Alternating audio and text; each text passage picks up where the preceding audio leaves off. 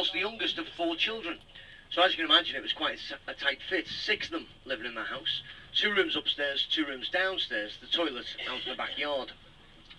Now the rent on their house was 10 shillings a week, 50 pence a week, and they lived there for just under 7 years, until moving to a house in Speke, which they'd actually been waiting 18 years for on the council waiting list.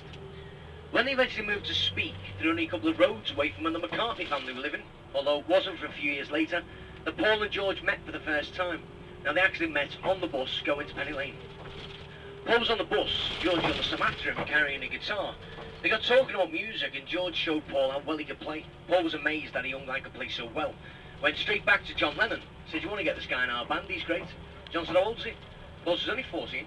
John said, "No chance. You're like having your little brother in a band with you, it's just not cool."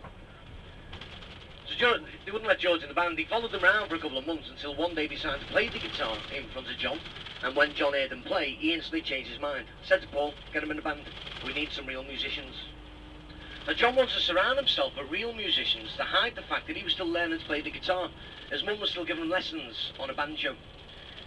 Now he also said George's birthday was the 24th of February, 1943. If you read any of the books written about the Beatles, written about George up until about 6 years ago, they'll all state that his birthday was the 25th of February. They're all wrong. Even George's birth certificate says he was born the 25th, and again, that is wrong.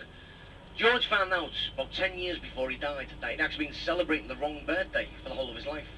He found out he was born at home at 20 to midnight on the 24th, but by the time the midwife had done all the paperwork, she checked her watch and it was 20 past midnight, so she wrote down the 25th. As it was only a few years before he died, he found out he was actually born on the 24th. But you will realise while you're in Liverpool, it's any excuse for a party. So we now celebrate it on the 24th and the 25th and the 26th, just in case. And tonight, it's Wednesday.